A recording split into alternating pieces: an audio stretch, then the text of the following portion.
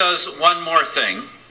It will finally repeal the provisions of the Indian Act that established residential schools. Therefore, friends, this truly is the beginning of a historic new path, not just for First Nations, but for all Canadians.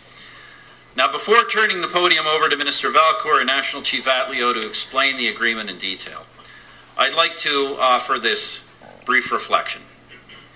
Nous faisons aujourd'hui ce qu'il faut faire, pas seulement pour les communautés des Premières Nations et leurs enfants, c'est la bonne chose à faire pour le Canada. What we are doing today is the right thing to do, not just for First Nations communities and their students.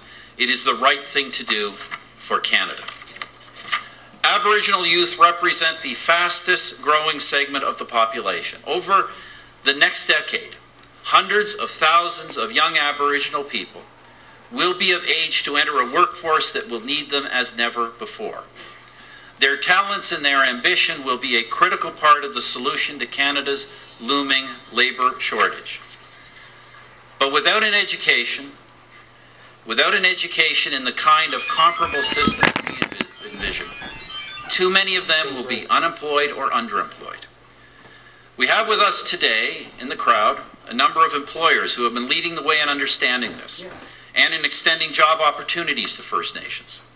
They are eager to work with First Nations communities across the country to create the jobs and economic opportunities that can benefit us all.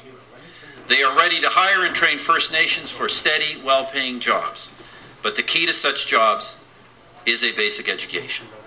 By investing in and improving the system of primary and secondary education on reserve, we'll be equipping First Nations youth with the tools they need to benefit from all that this great country has to offer.